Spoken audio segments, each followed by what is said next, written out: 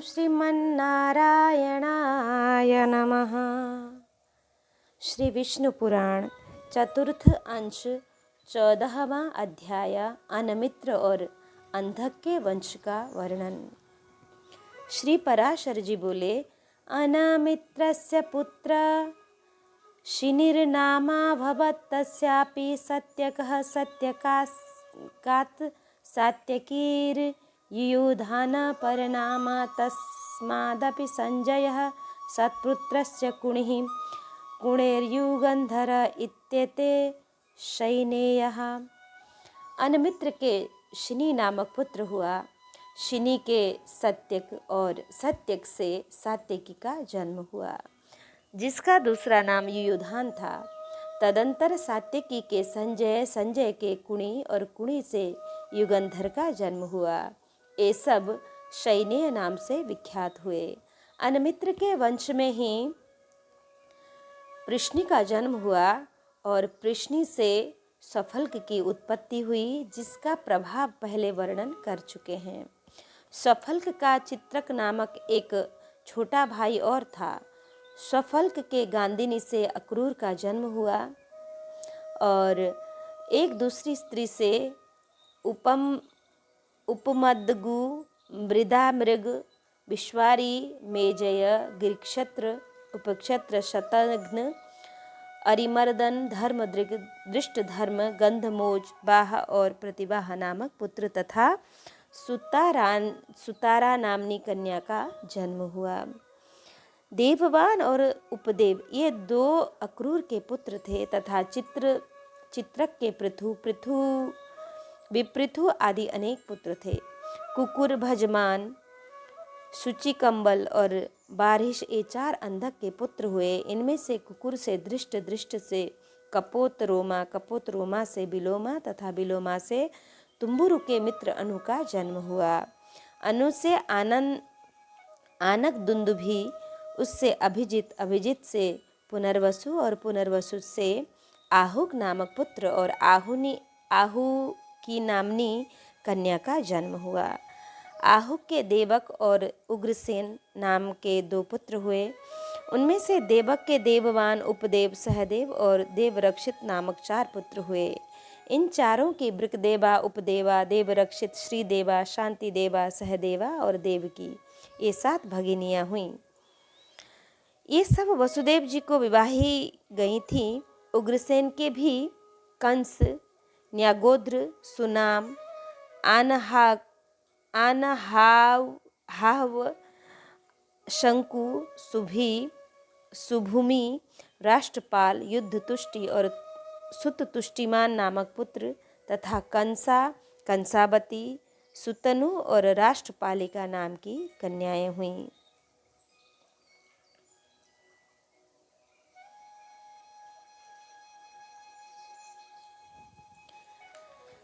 और भजमान का पुत्र विदुरथ हुआ। विदुरथ के शूर, शूर के शमी, शमी के प्रतिक्षण, प्रतिक्षण के स्वयंभोज, स्वयंभोज के हृदिक तथा हृदिक के कृतवर्मा, शतधन्वा, वेदार्ह और देवगर्भ आदि पुत्र हुए।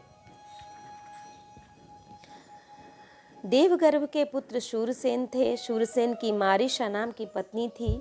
उससे उन्होंने वसुदेव आदि 10 पुत्र उत्पन्न किए। वसुदेव के जन्म लेते ही देवताओं ने अपना अव्याहत दृष्टि से यह देखकर कि इनके घर में भगवान अंशावतार लेंगे, आनन और दुंदुभि आदि बाजे बजाए थे। इसलिए इनका नाम आनक दुंदुभि भी हुआ। इनके देवभाग, देवश्रवा, अष्टक, ककुचक्र और वत्सधारक, श्रृंजय, श्याम, शमिक और गंडुक नामक 9 भाई थे तथा इन वसुदेव आदि 10 भाइयों की प्रथा श्रुत देवा, श्रुत कीर्ति, श्रुत श्रवा और राजाधी देवी ये 5 बहनें थीं।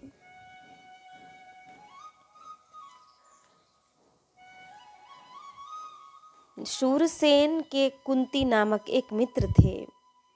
वे निसंतान थे, अतः शूरसेन ने दत्तक विधि से उन्हें अपनी पृथा नाम की कन्या दे दी थी।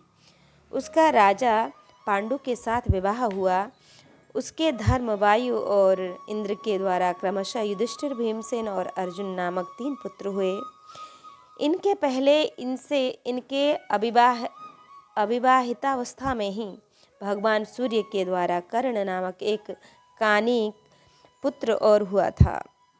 कानिक मतलब अविवाहिता कन्या के गर्भ से हुए पुत्र को कानीन कहते हैं। कानीन पुत्र और हुआ था। इसकी माद्री नाम की एक सपत्नी थी। उनके अश्विनी कुमारों द्वारा नकुल और सहदेव नामक पांडु के 2 पुत्र हुए। सूरसेन की दूसरी कन्या श्रुतदेवा का कारुष नरेश वृद्ध धर्मा से विवाह हुआ था। उससे दंत वक्र नामक महादैत्य उत्पन्न हुआ। श्रुतकीर्ति को कैकेय राजा ने विवाह था। उससे कैकेय नरेश के संतरदन आदि 5 पुत्र हुए। राजाधि देवी से अवंती देशीय विंद और अनुविंद का जन्म हुआ। श्रुतश्रवा का भी चेदीराज दमघोष ने पाणी ग्रहण किया। उससे शिशुपाल का जन्म हुआ। पूर्व जन्म में यह अतिशय पराक्रमी हिरण्यकश्यपु नामक दैत्यों का मूल पुरुष हुआ था, जिसे सकल लोक गुरु भगवान नृसिंह ने मारा था। तदंतर यह अक्षय वीर्य शौर्य संपत्ति और पराक्रम आदि गुणों से संपन्न तथा त्रिभुवन के स्वामी इंद्र के भी प्रभाव को दबाने वाला दशानन हुआ। स्वयं भगवान के हाथ से ही मारे जाने के पुण्य से प्राप्त हुए नाना भोगों को वह बहुत समय तक भोगते हुए अंत में राघव रूपधारी भगवान के ही द्वारा मारा गया। इसके पीछे यह चेदीराज दमघोष का पुत्र शिशुपाल हुआ। शिशुपाल होने पर भी वह भूभार हरण के लिए अवतीर्ण हुए भगवदंश स्वरूप भगवान पुंडरीकाक्ष में अत्यंत द्वेष बुद्धि करने लगा। अंत में भगवान के ही हाथ से मारे जाने पर उन परमात्मा में ही मन लगे रहने के कारण सायुज्य मोक्ष प्राप्त किया। भगवान यदि प्रसन्न होते हैं तब जिस प्रकार यथेच्छ फल देते हैं, उसी प्रकार अप्रसन्न होकर मारने पर भी वे अनुपम दिव्य लोक की प्राप्ति कराते हैं। शिशुपाल के पूर्व जन्म जन्मांतरों का तथा वसुदेव जी की संतति का वर्णन। श्री मैत्रेय जी बोले, हिरण्यकशिपु त्वे च रावण त्वे च विष्णुना अबाप निहतो भोगान् प्राप्य नरमारैरपि न लयं तत्र तेनैव निहतः स कथं पुनः संप्राप्त शिशुपालत्वे सायुज्यं शाश्वते हरौ।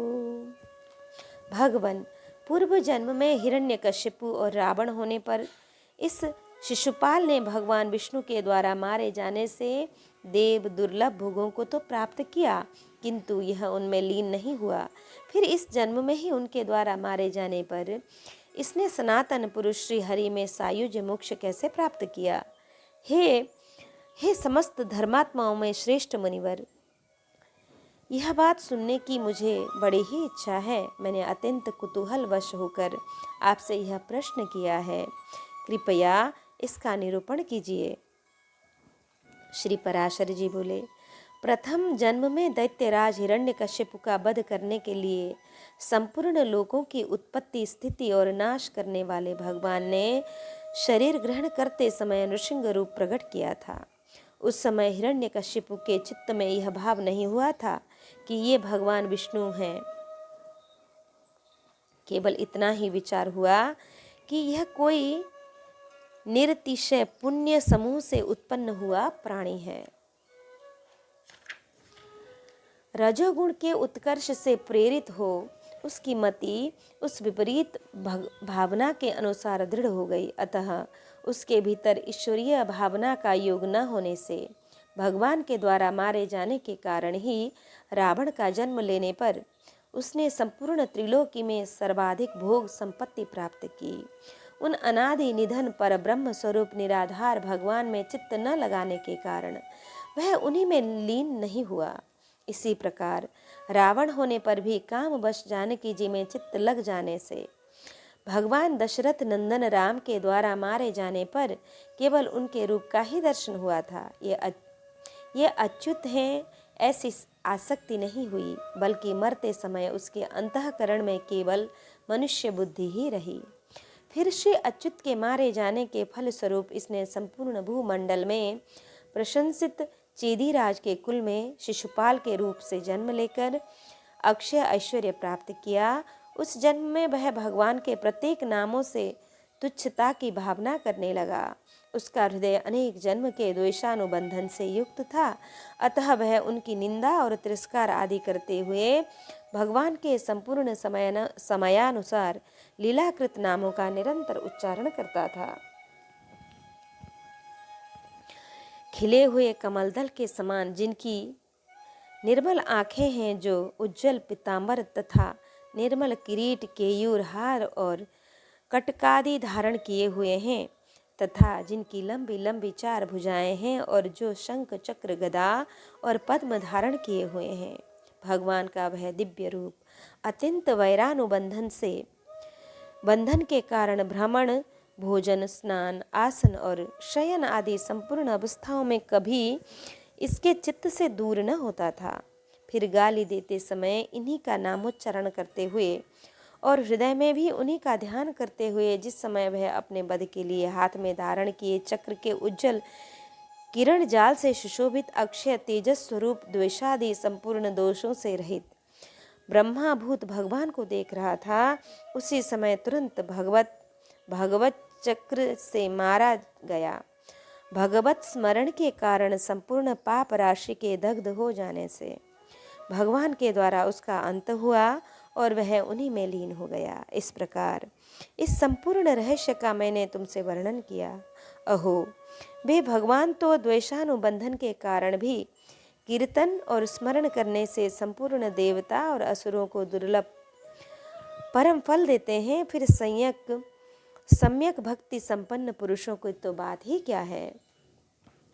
आनक, दुंदुभि, वसुदेव जी के पौरवी, रोहिणी, मदिरा, भद्रा और देवकी आदि बहुत सी स्त्रियां थीं।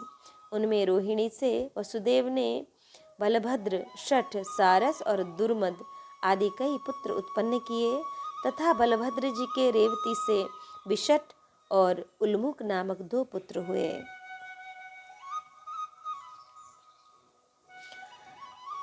शार्ष्टी, मार्ष्टी, सत्य और धृति आदि सारण के पुत्र थे। इनके अतिरिक्त भद्राश, भद्रबाहु, दुर्मद और भूत आदि भी रोहिणी की ही संतान में थे। नंद, उपनंद और कृतक आदि मदिरा के तथा उपनिधि और गद आदि भद्रा के पुत्र थे। वैशाली के गर्भ से कौशिक नामक केवल एक ही पुत्र हुआ।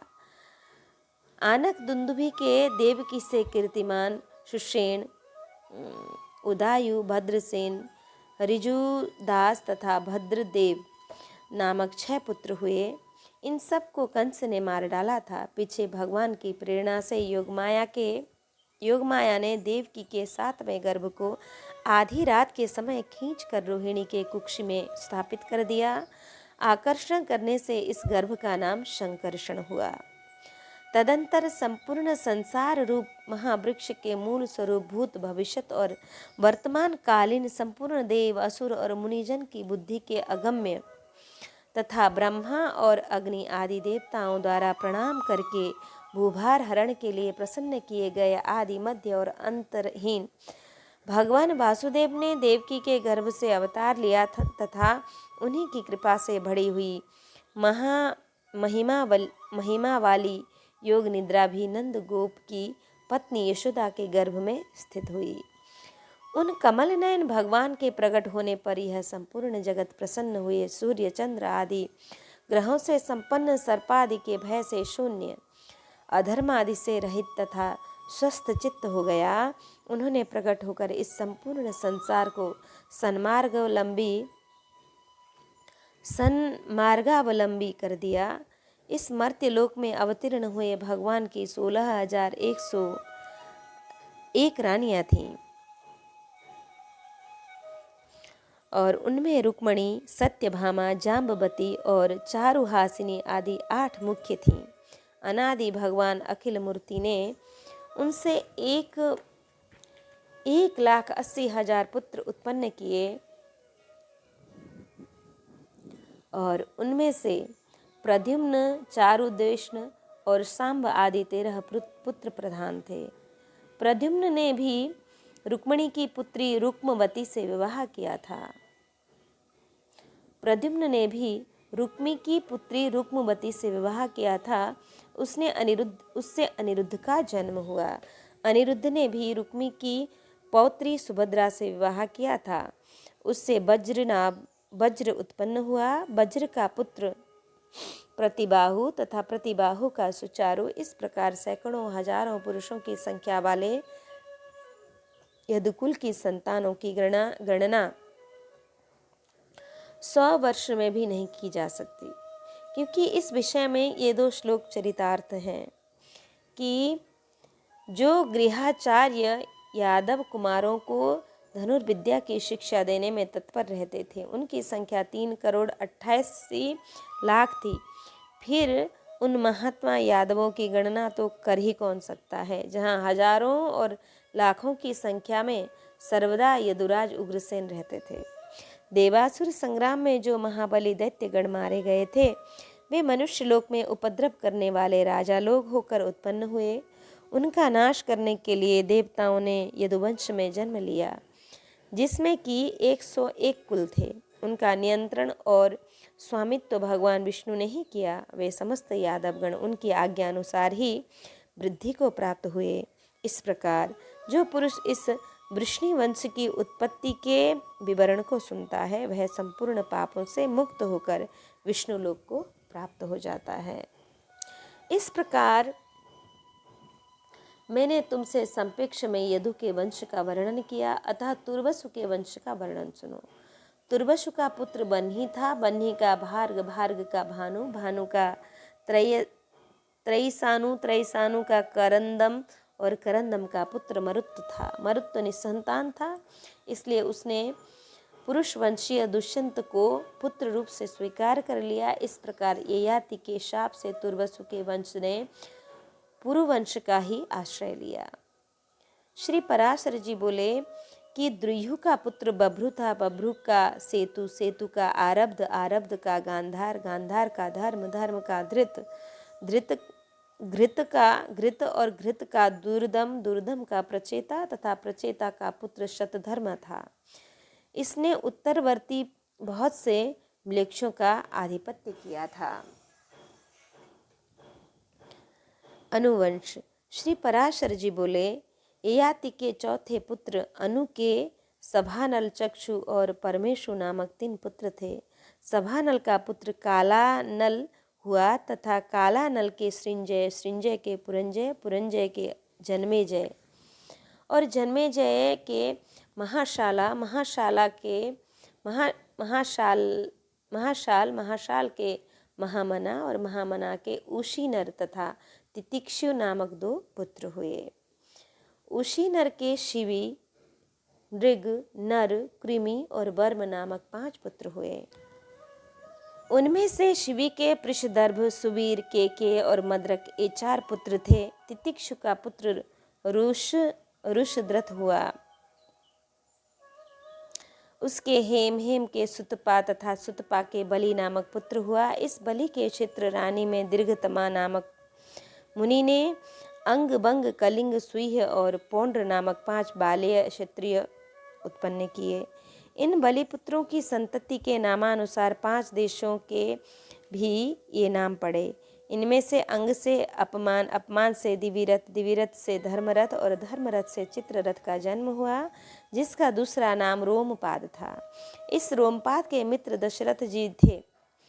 अज के पुत्र दशरथ जी ने रोमपाद को संतानहीन देखकर उन्हीं पुत्री रूप से अपनी शांता नाम की कन्या गोद दे दी थी।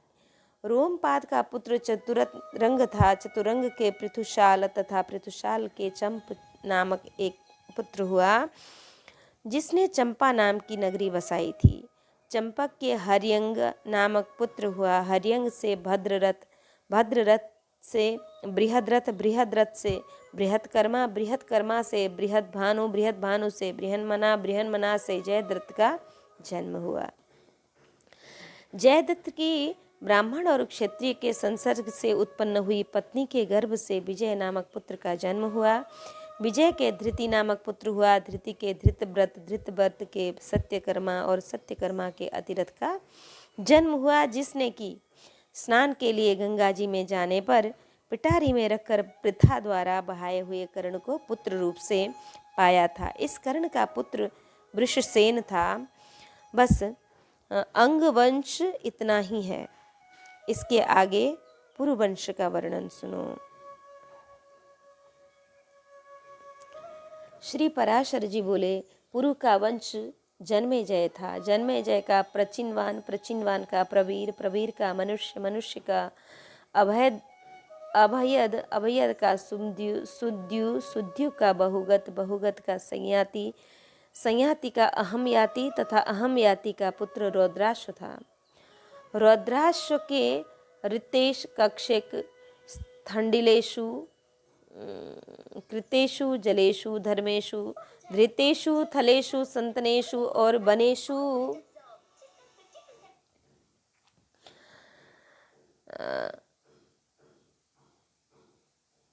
और ऋतेषु का पुत्र अंतिनार हुआ तथा अंतिनार के सुमति, अप्रतिरथ और ध्रुव नामक 3 पुत्रों ने जन्म लिया।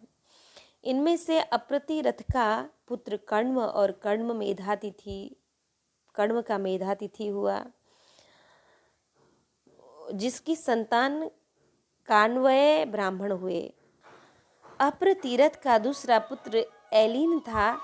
इस एलिन के दुष्यंत आदि 4 पुत्र हुए। दुष्यंत के यहाँ चक्रवर्ती सम्राट भरत का जन्म हुआ, जिसके नाम के विषय में देवगण ने इस श्लोक का गान किया था कि दुष्यन्ताद्याश्चत्वारः पुत्रा बभूव, दुष्यन्ता चक्रवर्ती भरतोऽभूत्। माता तो केवल चमड़े की धोकनी के समान है, पुत्र पर अधिकार तो पिता का ही है। पुत्र जिसके द्वारा जन्म ग्रहण करता है उसी का स्वरूप होता है। हे दुष्यंत, तो इस पुत्र का पालन पोषण कर शकुंतला का अपमान न कर। हे नरदेव, अपने ही वीर्य से उत्पन्न हुआ पुत्र अपने पिता को यमलोक से उद्धार कर स्वर्गलोक को ले जाता है। इस पुत्र के आधान करने वाले तुम ही हो। शकुंतला ने यह बात ठीक ही है कही। भरत के 3 स्त्रियां थीं, जिनसे उनके 9 पुत्र हुए। भरत के यह कहने पर कि ये मेरे अनुरूप नहीं हैं, इनकी माताओं ने इस भय से कि राजा हमको त्याग न दें, उन पुत्रों को मार डाला। इस प्रकार पुत्र जन्म के विफल हो जाने से भरत ने पुत्र की कामना से मरुत्सोम नामक यज्ञ किया। उस यज्ञ के अंत में मरुदगण ने उन्हें भरद्वाज नामक एक बालक पुत्र रूप से दिया, जो उतथ्य पत्नी ममता के गर्भ में स्थित दीर्घतमा मुनि के पाद प्रहार से स्खलित हुए बृहस्पति जी के वीर्य से उत्पन्न हुआ था। उसके नामकरण के विषय में यह श्लोक कहा जाता है कि पुत्रोत्पत्ति के अनंतर बृहस्पति ने ममता से कहा कि हे मूढ़े, यह पुत्र द्वाज हम दोनों से उत्पन्न हुआ है, तो इसका भरण कर। तब ममता ने भी कहा कि हे बृहस्पति, यह पुत्र द्वाज हम दोनों से उत्पन्न हुआ है, अतः तुम इसका नाम भरण करो। इस प्रकार परस्पर विवाद करते हुए उसके माता पिता चले गए, इसलिए उसका नाम भरद्वाज पड़ा। पुत्र जन्म बितथा विफल होने पर मरुदगण ने राजा भरत को भरद्वाज दिया था, इसलिए उसका नाम बितथ भी हुआ। बितथ का पुत्र मन्यु और मन्यु के बृहत्क्षत्र, महावीर्य, नर और गर्ग आदि कई पुत्र हुए। नर का पुत्र संस्कृति और संस्कृति के गुरु प्रीति एवं रंति देव नामक 2 पुत्र हुए। गर्ग से शिनी का जन्म हुआ, जिससे कि गार्ग्य और सैन्य नाम से विख्यात क्षत्रोपेत ब्राह्मण उत्पन्न हुए। महावीर्य का पुत्र दुरुक्षय हुआ। उसके त्रयारुणी, पुष्करण्य और कपि नामक 3 पुत्र हुए। ये तीनों पुत्र पीछे ब्राह्मण हो गए थे। बृहत्छत्र का पुत्र सुहोत्र, सुहोत्र का पुत्र हस्ती था, जिसने यह हस्तिनापुर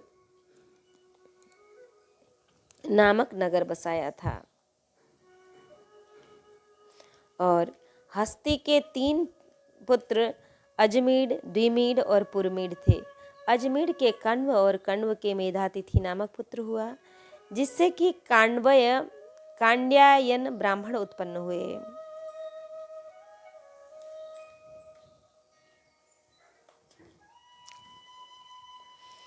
अजमीड का दूसरा पुत्र बृहदिथु था। बृहदिशु के बृहद्धनु, बृहद्धनु के बृहत्कर्मा, बृहत्कर्मा के जयद्रथ, जयद्रथ के विश्वजीत तथा विश्वजीत के सेनजीत का जन्म हुआ। सेनजीत के रुचिराश्व, काश्य, दृढ़हनु और वत्सहनु का हनु नामक 4 पुत्र हुए। रुचिराश्व के पृथसेन, पृथसेन के पार और पार के नील का जन्म हुआ। इस नील के 100 पुत्र थे, जिनमें काम्पिल्य, नरेश, समर प्रधान था। समर के पार, सुपार और सदस्यो नामक 3 पुत्र थे। सुपार के पृथु, पृथु के सुकृति, सुकृति के विभ्राज और विभ्राज के अणुह नामक पुत्र हुआ, जिसने शुक कन्या कीर्ति से विवाह किया था। अणुह से ब्रह्मदत्त का जन्म हुआ। ब्रह्मदत्त से विश्वक्सेन, विश्वक्सेन से उदकसेन तथा उदकसेन से भल्लाभ नामक पुत्र उत्पन्न हुआ। दुजमीड का पुत्र यभिनर था। उसका धृतिमान, धृतिमान का सत्यधृति, सत्यधृति का दृढ़मिति, दृढ़नेमि का सुपार्श, सुपार्श का सुमति, सुमति का संततिमान तथा संततिमान का पुत्र कृत हुआ, जिसे हिरण्यनाभ ने योग विद्या की शिक्षा दी थी तथा जिसने प्राच्य सामग श्रुतियों की 24 संहिताएं रची थीं। कृत का पुत्र उग्रायुध था, जिसने अनेकों नीपवंशीय क्षत्रियों का नाश किया। उग्रायुध के क्षेम के सुधीर, सुधीर के रिपुंजय और रिपुंजय से बहुरथ ने जन्म लिया। ये सब पुरुवंशीय राजागण हुए। अजमेर की नलिनी नामनी एक भार्या थी। उसके नील नामक एक पुत्र हुआ। नील के शांति, शांति के सुशांति, सुशांति के पुरंजय, पुरंजय के ऋक्ष और ऋक्ष के हर्यश नामक पुत्र हुआ। हर्यश के मुदगल, सिंजय, बृहदीशु, यभिनर और काम्पिल्य नामक 5 पुत्र हुए। पिता ने कहा था कि ये मेरे पुत्र मेरे आश्रित 5 देशों की रक्षा करने में समर्थ हैं, इसलिए ये पांचाल कहलाए। मुदगल से मौदगल्य नामक क्षत्रोपेत ब्राह्मणों की उत्पत्ति हुई। मुदगल से बृहदश्व और बृहदश्व से विबोदास नामक पुत्र एवं अहल्या नाम की एक कन्या का जन्म हुआ।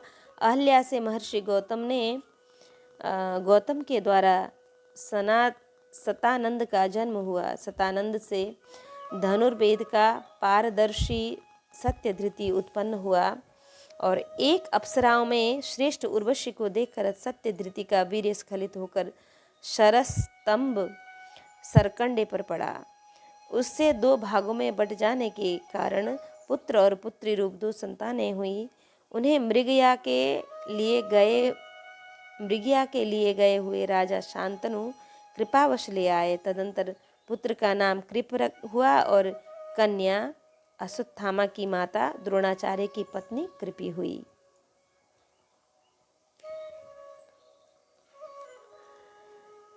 हुई। विबोदास का पुत्र मित्रायु हुआ। मित्रायु का पुत्र च्यवन नामक राजा हुआ। च्यवन का सुदास, सुदास का सौदास, सौदास का सहदेव, सहदेव का सोमक और सोमक के 100 पुत्र हुए, जिनमें जंतु सबसे बड़ा और पृषद सबसे छोटा था। पृषद का पुत्र द्रुपद, द्रुपद का दृष्टधुम्न और दृष्टधुम्न का पुत्र दृष्टकेतु था। अजमेर का वृक्ष नामक एक पुत्र और था। उसका पुत्र संवरण हुआ तथा संपर्ण का पुत्र कुरु था, जिसने की धर्म क्षेत्र कुरुक्षेत्र की स्थापना की थी। कुरु के पुत्र सुधनु, जन्हु और परीक्षित आदि हुए। सुधनु का पुत्र सुहोत्र था। सुहोत्र का च्यवन, च्यवन का कृतक और कृतक का पुत्र उपरिचर वसु हुआ। वसु के बृहद्रथ प्रत्येक कुशाम्बु वसु हुआ। कुशाम्बु, कुचेल और मात्स्य आदि 7 पुत्र थे। इनमें से बृहद्रथ के कुशाग्र, कुशाग्र के वृषभ, वृषभ के पुष्पमान, पुष्पमान पुष्पवान के सत्यहित, सत्यहित के सुधनबा और सुधनबा के जतु का जन्म हुआ। बृहद्रथ के 2 खंडों में विभक्त एक पुत्र और हुआ था, जो कि जरा के द्वारा जोड़ दिए जाने पर जरासंध कहलाया। उससे सहदेव का जन्म हुआ तथा सहदेव से सोमप और सोमप से श्रुति श्रवा की उत्पत्ति हुई। इस प्रकार मैंने तुमसे यह मागध भूपालों का वर्णन कर दिया। कुरु के वंश का वर्णन। श्री पराशर जी बोले कि परीक्षितो जन्मे जय श्रुतसेनो ग्रसेन भीमसेनाश्चत्वार पुत्रः जह्नुस्तु सुरथो नामात्मजो बभूव। परीक्षित के जन्मे जय, श्रुतसेन, उग्रसेन और भीमसेन नामक 4 पुत्र हुए तथा जन्नु के सूरथ नामक 1 पुत्र हुआ। सूरथ के विदुरथ का जन्म हुआ। विदुरथ के सार्वभौम, सार्वभौम के जयतसेन, जयतसेन के आराधित के अयुतायु, अयुत्या के अक्रोधन, अक्रोधन के देवातिथि तथा देवातिथि के अजमीढ़ के पुत्र वृक्ष से भिन्न दूसरे ऋषि का जन्म हुआ, ऋक्ष का जन्म हुआ। ऋक्ष से भीमसेन, भीमसेन से दिलीप और दिलीप से प्रतीत नामक पुत्र हुआ। प्रतीप के देवापि, शांतनु और वाल्मीकि नामक 3 पुत्र हुए। इनमें से देवापि बाल्यावस्था में ही वन चला गया था, अतः शांतनु ही राजा हुआ। उसके विषय में पृथ्वी पर यह श्लोक कहा जाता है कि यम यम काराभ्याम स्पृशति जीर्णम यौवनमेति सह शांति चाप्नोति ये नाग्रयाम कर्मणा तेन शांतुनः। राजा शांतनु जिसको अपने हाथ से स्पर्श कर देते थे, वे वृद्ध पुरुष भी युवावस्था प्राप्त कर लेते थे तथा उनके स्पर्श से संपूर्ण जीव अत्युत्तम शांति लाभ करते थे, इसलिए वे शांतनु कहलाए। एक बार महाराज शांतनु के राज्य में 12 वर्ष तक वर्षा नहीं हुई। उस समय संपूर्ण देश को नष्ट होते देखकर राजा ने ब्राह्मणों से पूछा, हमारे राज्य में वर्षा क्यों नहीं हुई? इसमें मेरा क्या अपराध है? तब ब्राह्मणों ने उनसे कहा, यह राज्य तुम्हारे बड़े भाई का है, किंतु उसे तुम भोग रहे हो, इसलिए तुम परिवित्ता हो। उसके ऐसा कहने पर राजा शांतनु ने उनसे फिर पूछा, तो इस संबंध में मुझे क्या क्या करना चाहिए? इस पर वे ब्राह्मण बोले कि जब तक तुम्हारा बड़ा भाई देवापि किसी प्रकार पतित न हो, तब तक यह राज्य उसी के योग्य है। अतः तुम इसे उसी को दे डालो, तुम्हारा इससे कोई प्रयोजन नहीं। ब्राह्मणों के ऐसा कहने पर शांतनु के मंत्री अश्वसारी ने वेदवाद के विरुद्ध बोलने वाले तपस्वियों को वन में नियुक्त किया। उन्होंने अतिशय सरलमति राजकुमार देवापि की बुद्धि को वेदवाद के विरुद्ध मार्ग में प्रवृत्त कर दिया। उधर राजा शांतनु ब्राह्मणों के कथानुसार दुख और शोक युक्त होकर ब्राह्मणों को आगे कर अपने भाई को राज्य देने के लिए वन में गए।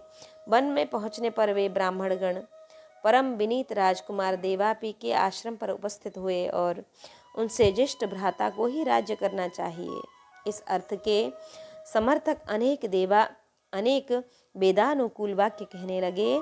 किंतु उस समय देवापि ने वेदवाद के विरुद्ध नाना प्रकार की युक्तियों से दूषित बातें की। तब उन ब्राह्मणों ने शांतनु से कहा, हे राजन, चलो, अब यहाँ अधिक आग्रह करने की आवश्यकता नहीं। अब अनावृष्टि का दोष शांत हो गया। अनादिकाल से पूजित वेद वाक्यों में दोष बतलाने के कारण देवापि पतित हो गया है। ज्येष्ठ भ्राता के पतित हो जाने से अब तुम परिवित्ता नहीं रहे। इसके ऐसा कहने पर शांतनु अपनी राजधानी को चले आए और राज्य शासन करने लगे। वेदवाद के विरुद्ध वचन बोलने के कारण देवापी के पतित हो जाने से बड़े भाई के रहते हुए भी संपूर्ण धान्यों की उत्पत्ति के लिए पर्जन्य देव मेघ बरसने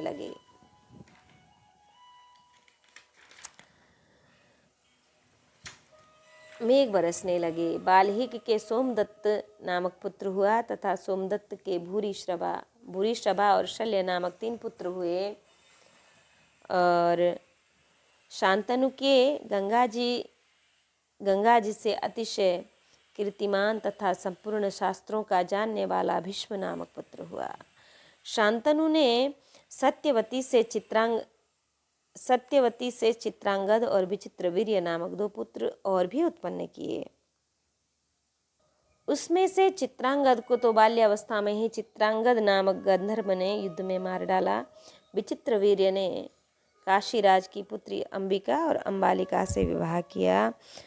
उनमें अत्यंत भोगासक्त रहने के कारण अतिशय खिन्न रहने से वह यक्षमा के वशीभूत होकर अकाल ही में मर गया। तदंतर मेरे पुत्र कृष्णद्वैपायन ने सत्यवती के नियुक्त करने से माता का वचन टालना उचित न जान विचित्रवीर्य की पत्नियों से धृतराष्ट्र और पांडु नामक 2 पुत्र उत्पन्न किए और उनकी भेजी हुई दासी से विदुर नामक एक पुत्र उत्पन्न हुआ।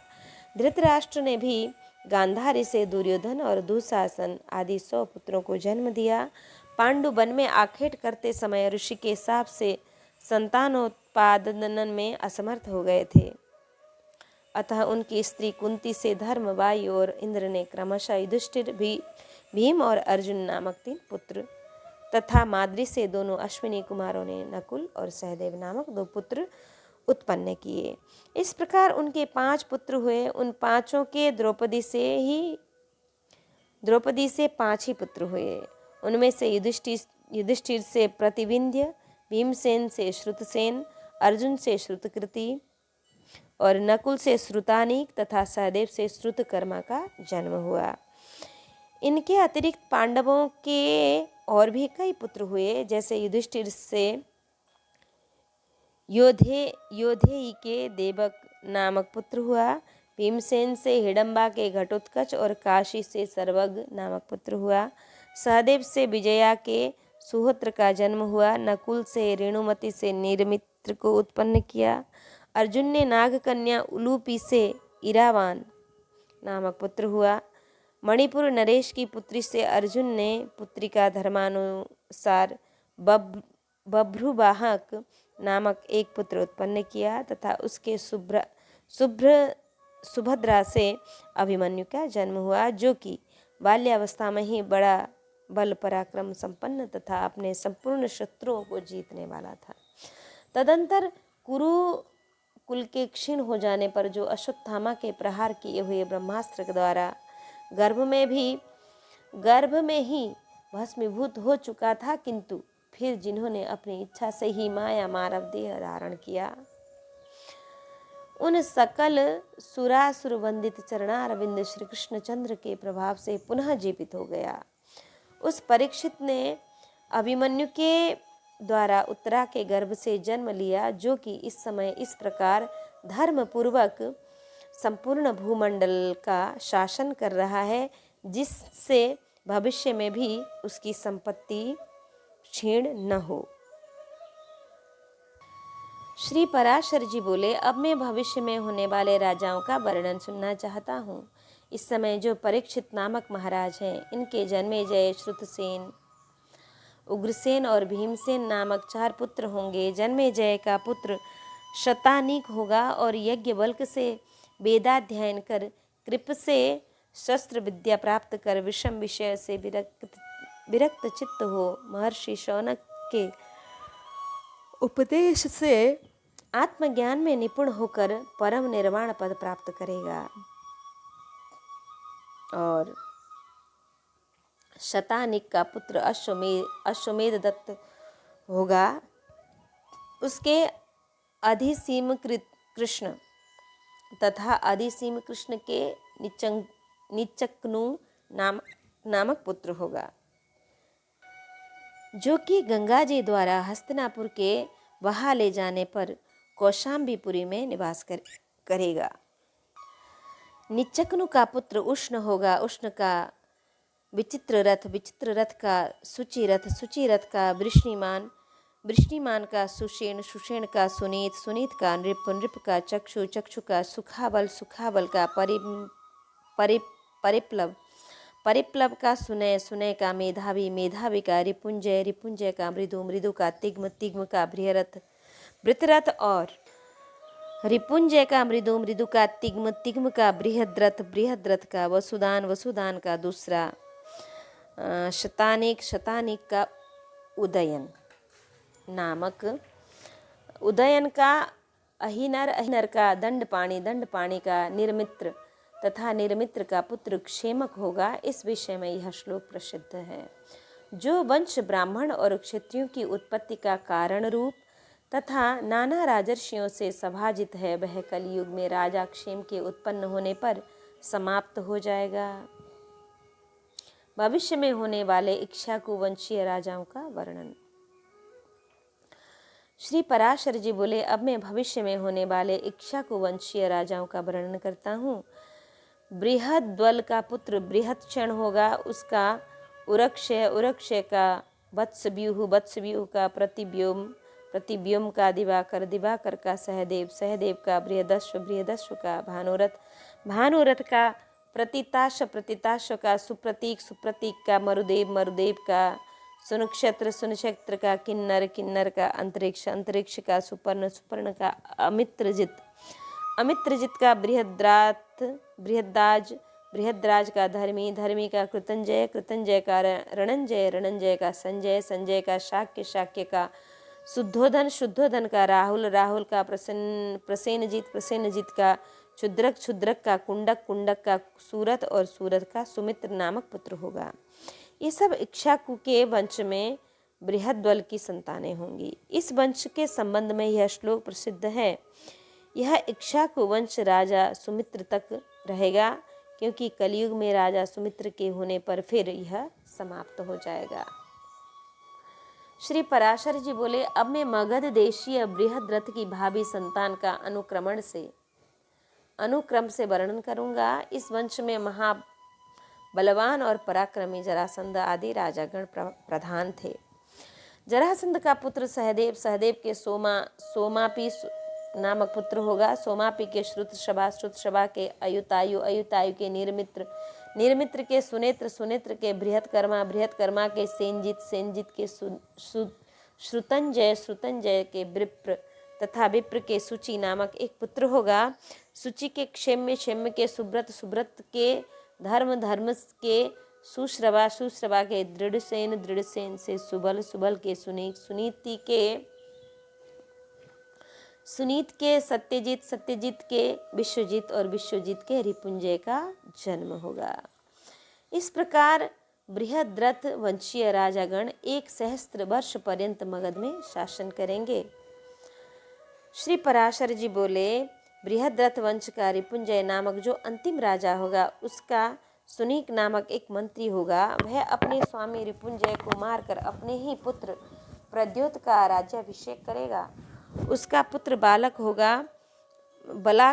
बलाक का विशाखयूप, विशाखयूप का जनक, जनक का नंदीवर्धन तथा नंदीवर्धन का पुत्र नंदी होगा। ये 5 प्रद्योत वंशीय नृपतिगण 138 वर्ष पृथ्वी का पालन करेंगे।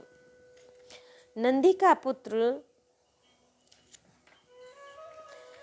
का पुत्र शिशुनाभ होगा। शिशुनाभ का काक वर्ण, काक वर्ण का क्षेम धर्मा, क्षेम धर्म का छत्योज, छत्योज का विदिशार, विदिशार का अजात शत्रु, अजात शत्रु का अर्भक, अर्भक का उदयन, उदयन का नंदीवर्धन और नंदीवर्धन का पुत्र महानंदी होगा।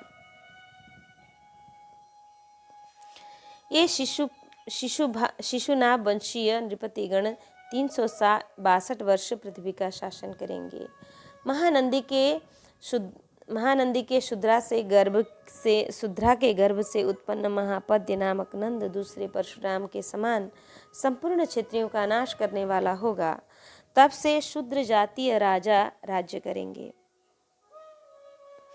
राजा महापद्य संपूर्ण पृथ्वी का एक छत्र और अनुलंघित राज्य शासन होगा। उसके सुमाली आदि 8 पुत्र होंगे जो महापद्य के पीछे पृथ्वी का राज्य भोगेंगे। महापद्य और उनके पुत्र 100 वर्ष तक पृथ्वी का शासन करेंगे। तदंतर इन नवों नंदों को कौटिल्य नामक एक ब्राह्मण नष्ट करेगा। उनका अंत होने पर मौर्य नृपतिगण पृथ्वी को भोगेंगे। कौटिल्य ही मूरा नाम की दासी से नंदद्वार उत्पन्न हुए चंद्रगुप्त को राज्याभिषिक्त करेगा।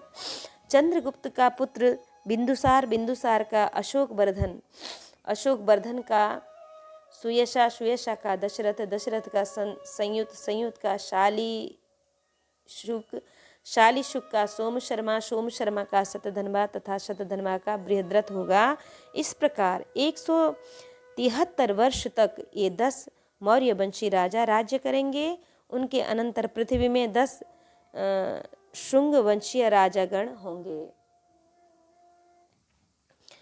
उनमें पहला पुष्यमित्र नामक सेनापति अपने स्वामी को मारकर स्वयं राज्य करेगा। उसका पुत्र अग्निमित्र होगा। अग्निमित्र का पुत्र सुजेष्ट, सुजेष्ट का वसुमित्र, वसुमित्र का उतंग, उदंग, उदंग का पुलिंदक, पुलिंदक का घोषबशु, घोषबशु का वज्रमित्र, वज्रमित्र का भागवत और भागवत का पुत्र देवभूति होगा।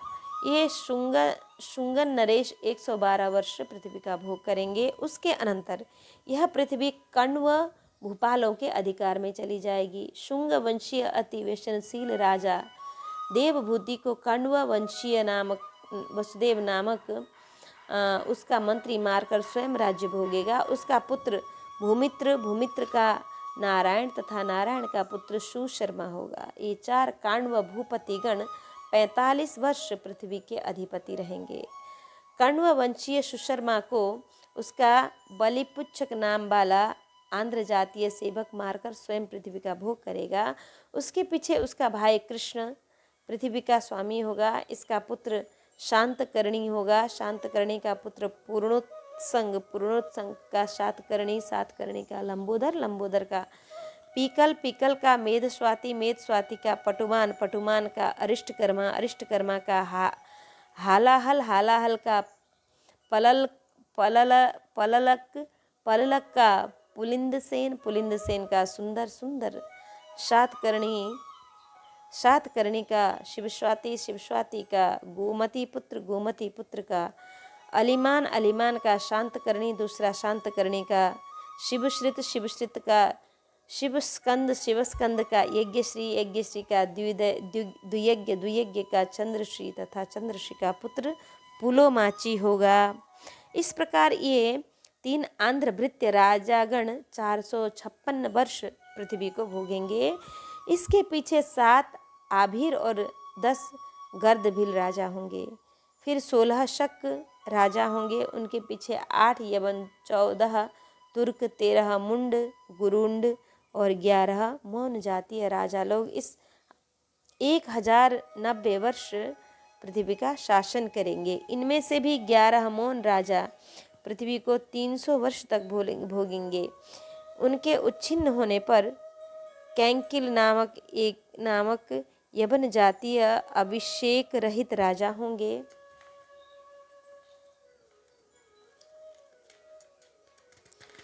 और उनका वंशधर विंध्य शक्ति होगा। विंध्य शक्ति का पुत्र पुरंजय होगा। पुरंजय का रामचंद्र, रामचंद्र का धर्मवर्मा, धर्मवर्मा का वंश बंग, बंग का नंदन तथा नंदन का पुत्र सुनंदी होगा। सुनंदी के नंदीशा, शुक्र और प्रवीर इस 3 भाई होंगे। ये सब 106 वर्ष राज्य करेंगे। इनके पीछे 13 इनके वंश के अति और 3 बालिक राजा होंगे। उनके बाद 13 पुष्पमित्र और पटुमित्र आदि तथा 7 आंध्र मांडलिक भूपतिगण होंगे तथा 9 राजा क्रमशः 16 देशों में राज्य करेंगे। निषेध देश के स्वामी भी यही होंगे। मगध देश में विश्वफटिक नामक राजा अन्य वर्णों को प्रवृत्त करेगा। वह कैवर्त, बटु, पुलिंद और ब्राह्मणों को राज्य में नियुक्त करेगा। संपूर्ण क्षत्रिय जाति को उच्छिन्न कर पद्मावतीपुरी में नागगण तथा गंगा के तट निकटवर्तीय प्रयाग में, गया में मागध और गुप्त राजा लोग राज्य भोग करेंगे। कौशल, आंध्र, पुंड, ताम्र लिप्त और समुद्र तटवर्तिनी पुरी को देवरक्षित नामक एक राजा रक्षा करेगा। कलिंग, माहिष, महेंद्र और भौम आदि देशों को गुह नरेश भोगेंगे। नैषद, नैमिषक और काक, कौशल आदि जनपदों को मणि, धान्यक वंशीय राजा भोगेंगे। त्रैराज्य और मूषिक देशों पर कनक नामक राजा का राज्य होगा। सौराष्ट्र, अवंती, शूद्र, आभीर तथा नर्मदा तटवर्ती मरुभूमि पर भ्रात्य, द्विज, आभीर और शूद्र आदि का आधिपत्य होगा। समुद्र तट पर दावी, कोरबी, चंद्रभागा और काश्मीर आदि देशों का भ्रात्य, म्लेच्छ और शूद्र आदि राजागण भोगेंगे। ये संपूर्ण राजा लोग पृथ्वी में एक ही समय में होंगे। ये थोड़ी प्रसन्नता वाले, अत्यंत क्रोधी, सर्वदा अधर्म और मिथ्या भाषण में रुचि रखने वाले होंगे।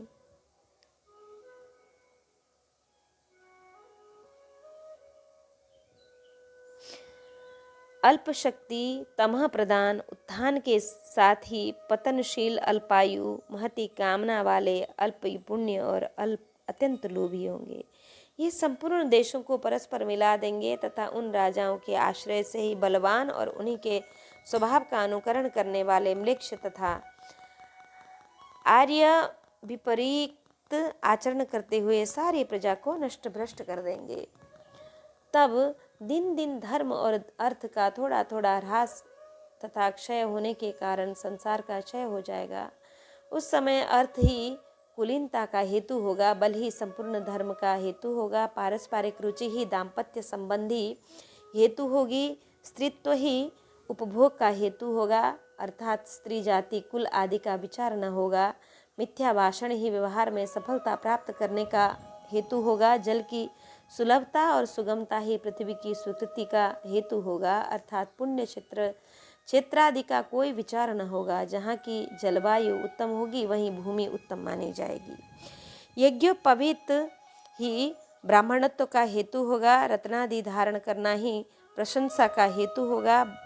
बाह्य चिन्ह ही आश्रमों के हेतु होंगे, अनान्य ही आजीविका का हेतु होगा, दुर्बलता ही बेकारी का हेतु होगा, निर्भयता पूर्वक धृष्टता के साथ बोलना ही पांडित्य का हेतु होगा, निर्धनता ही साधुत्व का हेतु होगी, स्नान ही साधक का हेतु होगा, दान ही धर्म का हेतु होगा, स्वीकार कर लेना ही विवाह का हेतु होगा। अर्थात संस्कार आदि की अपेक्षा न कर पारस्परिक स्नेह बंधन से ही दाम्पत्य संबंध स्थापित हो जाएगा। भली प्रकार बंटन कर रहने वाली ही सुपात्र समझा जाएगा। दूर देश का जल ही तीर्थोदकत्व हेतु होगा तथा छद्म वेश धारण ही गौरव का कारण होगा। इस प्रकार पृथ्वी मंडल में विविध दोषों के फैल जाने से सभी वर्णों में जो बलवान होगा वही वही राजा बन बैठेगा। इस प्रकार अति लोलुप राजाओं के कर भार को सहन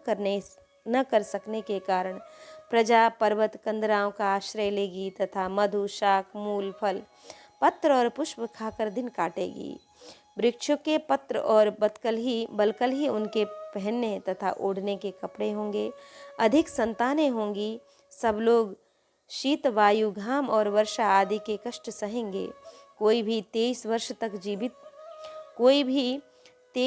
तक जीवित न रह सकेगा।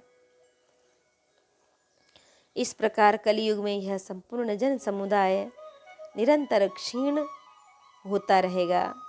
इस प्रकार श्रौत और स्मार्त धर्म का अत्यंत ह्रास हो जाने से तथा कलयुग के प्रायः बीत जाने पर संभल ग्राम निवासी ब्राह्मण श्रेष्ठ विष्णु याश के घर संपूर्ण संसार के रचयिता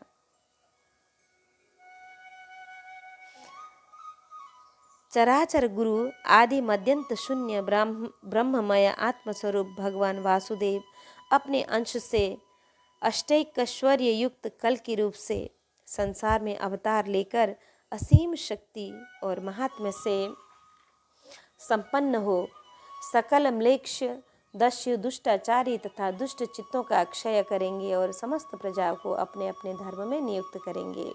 इसके पश्चात समस्त कलयुग के समाप्त हो जाने पर रात्रि के अंत में जागे हुओं के समान तत्काल इन लोगों की बुद्धि स्वच्छ स्फटिक मणि के समान निर्मल हो जाएगी। उन बीजभूत समस्त मनुष्यों से उनकी अधिक अवस्था होने पर भी उस समय संतान उत्पन्न हो सकेगी। उनकी वे संतानें सत्ययुग के ही धर्मों का अनुसरण करने वाली होगी। इस विषय में ऐसा कहा जाता है कि अत्रि ने कहा, जिस समय चंद्रमा, सूर्य और बृहस्पति पुण्य नक्षत्र में स्थित होकर एक राशि पर एक साथ आवेंगे, उसी समय सत्ययुग का आरंभ हो जाएगा। हे मुनिश्रेष्ठ, तुमसे मैंने यह समस्त वंशों के भूत, भविष्यत और वर्तमान संपूर्ण राजाओं का वर्णन कर दिया। परीक्षित के जन्म से नंद के अभिषेक तक 1050 वर्ष का समय जानना चाहिए। सप्तर्षियों में जो पुलस्त्य और क्रतु 2 नक्षत्र आकाश में पहले दिखाई देते हैं, उनके बीच में रात्रि के समय जो दक्षिणोत्तर रेखा पर समदेश में स्थित अश्विनी आदि नक्षत्र हैं, उनमें से प्रत्येक नक्षत्र पर सप्तर्षिगण 100 वर्ष रहते हैं। हे तुजोत्तम, परीक्षित के समय में वे सप्तर्षिगण मघान नक्षत्र पर थे। उसी समय 1200 वर्ष प्रमाण वाला कलयुग आरंभ हुआ था। हे द्विज, जिस समय भगवान विष्णु के अंशावतार भगवान वासुदेव निज धाम को पधारे थे, उसी समय पृथ्वी पर कलयुग का आगमन हो गया था। जब तक भगवान अपने चरण कमलों से इस पृथ्वी का स्पर्श करते रहे, तब तक पृथ्वी से संसर्ग करने की कलयुग की हिम्मत न पड़ी। सनातन पुरुष भगवान विष्णु के अंशावतार श्री कृष्णचंद्र के स्वर्गलोक पधारने पर भाइयों के सहित धर्मपुत्र महाराज युधिष्ठिर ने अपने राज्य को छोड़ दिया। कृष्णचंद्र के अंतर्ध्यान हो जाने पर विपरीत लक्षणों को देखकर पांडवों ने परीक्षित को राज्य पद पर अभिषिक्त कर दिया। फिर जिस समय ये सप्तर्षिगण पूर्वाषाढ़ नक्षत्र पर जाएंगे, उसी समय राजा नंद के समय कलयुग का प्रभाव पड़ेगा। जिस दिन भगवान कृष्णचंद्र परमधाम को गए थे, उसी दिन कलयुग उपस्थित हो गया था। अब तुम कलयुग की वर्ष संख्या सुनो। हे द्विज, मानवीय वर्ष गणना के अनुसार कलयुग 3,60,000 वर्ष रहेगा। इसके पश्चात 1200 दिव्य वर्ष पर्यंत कृतयुग रहेगा। हे द्विज श्रेष्ठ, प्रत्येक युग में हजारों ब्राह्मण, क्षत्रिय, वैश्य और शूद्र महात्मा गण हो गए हैं।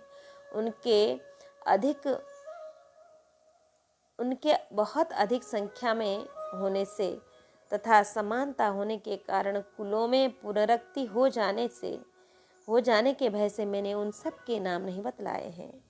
पुरुष वंशीय राजा देवापी तथा इक्ष्वाकुलोत्पन्न राजा पुरु, ये दोनों अत्यंत योगबल संपन्न हैं और कलाप ग्राम में रहते हैं। सत्य युग का आरंभ होने पर ये पुनः मर्त्यलोक में आकर क्षत्रिय कुल के प्रवर्तक होंगे, फिर आगामी मनुवंश के बीज रूप होंगे। सत्य, त्रेता और द्वापर, इन तीनों युगों में इसी क्रम से मनुपुत्र पृथ्वी का भोग भोगेंगे। फिर कलयुग में उन्हीं में से कोई आगामी मनुसंतान के बीज रूप से स्थित रहते हैं, जिस प्रकार की आजकल देवापी और पुरु है। इस प्रकार मैंने तुमसे संपूर्ण राजवंशों का यह संक्षिप्त वर्णन कर दिया।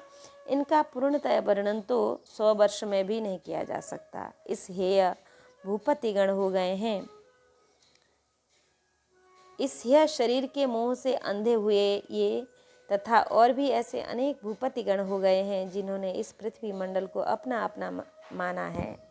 यह पृथ्वी किस प्रकार अचल भाव से मेरे पुत्र की अथवा मेरे वंश की होगी, इस चिंता में व्याकुल हुए इन सभी राजाओं का अंत हो गया।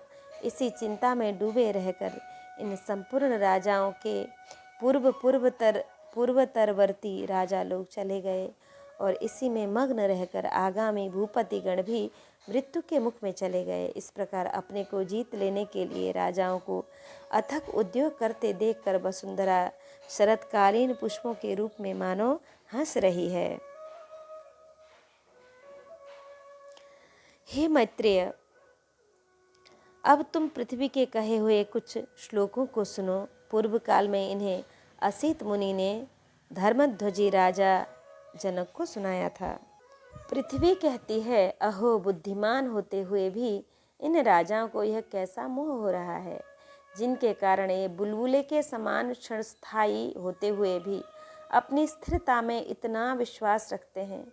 लोग प्रथम अपने को जीतते हैं और फिर अपने मंत्रियों को तथा इनके अनंतर ये क्रमशः अपने मृत्यु पूर्ववासी एवं शत्रुओं को जीतना चाहते हैं।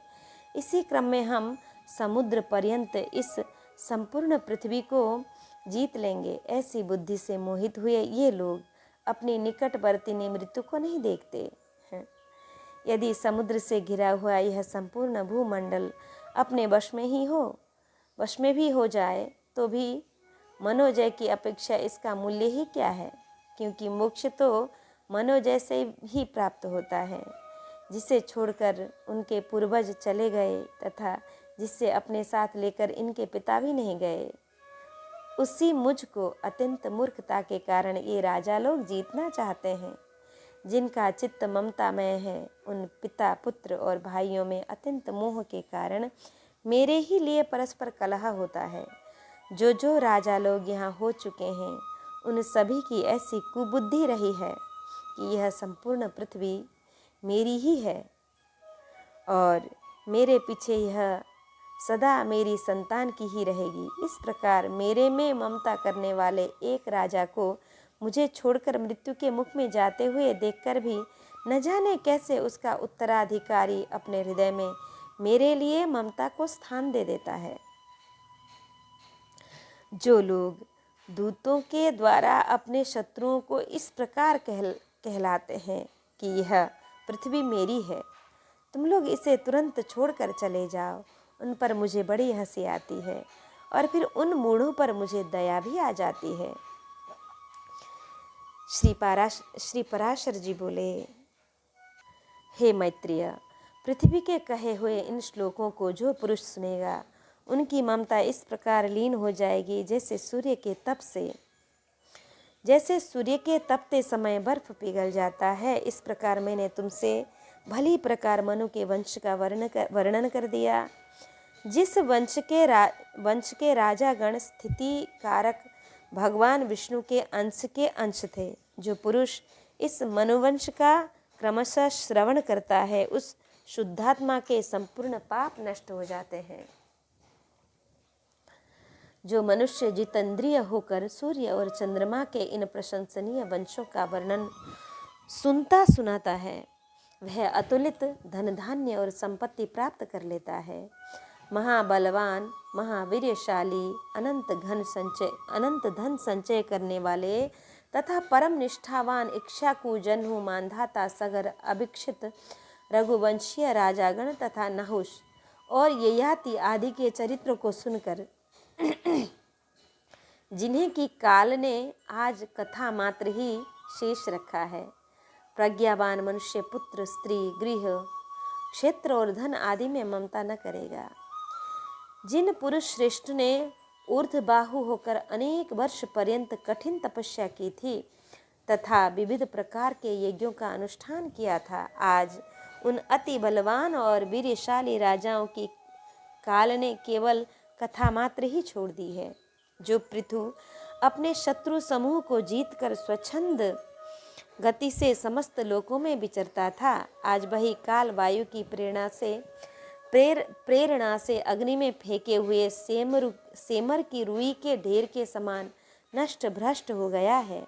जो कार्तवीर्य अपने शत्रु मंडल का संहार कर समस्त दीपों को वशीभूत कर उन्हें भोगता था, वही आज कथा प्रसंग के कथा प्रसंग से वर्णन करते समय उल्टा संकल्प विकल्प का हेतु होता है, अर्थात उसका वर्णन करते समय यह संदेह होता है कि वास्तव में वह हुआ था या नहीं। समस्त दिशाओं को देदीप्यमान करने वाले रावण, अभिक्षित और रामचंद्र आदि के क्षण भंगुर ऐश्वर्य को धिक्कार है। अन्यथा काल के क्षणिक कटाक्षपात के कारण आज उनका भस्म मात्र भी क्यों नहीं बच सका। जो मानधाता संपूर्ण भूमंडल का चक्रवर्ती सम्राट था, आज उसका केवल कथा में ही पता चलता है। ऐसा कौन मंद बुद्धि होगा जो यह सुनकर अपने शरीर में भी ममता करेगा। फिर पृथ्वी आदि में ममता करने की तो बात ही क्या है। भगीरथ, सगर, ककुत्थ, रावण, रामचंद्र, लक्ष्मण और युधिष्ठिर आदि पहले हो गए हैं, यह बात सर्वथा सत्य है, किंतु किसी प्रकार भी मिथ्या नहीं है यह। किंतु अब ये वहाँ कहाँ है, इसका हमें क्या पता नहीं। हे विप्रवर, वर्तमान और भविष्यकालीन जिन जिन महावीरशाली राजाओं का मैंने वर्णन किया है, ये तथा अन्य लोग भी पूर्वोक्त राजाओं की भांति कथा मात्र शेष रहेंगे। ऐसा जानकर पुत्र, पुत्री और क्षेत्र आदि तथा अन्य प्राणी तो अलग रहें, बुद्धिमान मनुष्य को अपने शरीर में भी ममता नहीं करनी चाहिए। इति श्री विष्णु पुराणे चतुर्थेशे चतुर्विंशोऽध्याय इति श्री पराशर मुनि विरचिते श्री विष्णु परत्व निर्णायके श्रीमती विष्णु महापुराणे चतुर्थोषः समाप्तः। कृष्णाय वासुदेवाय हरये परमात्मने प्रणतक्लेशनाशाय गोविन्दाय नमो नमः।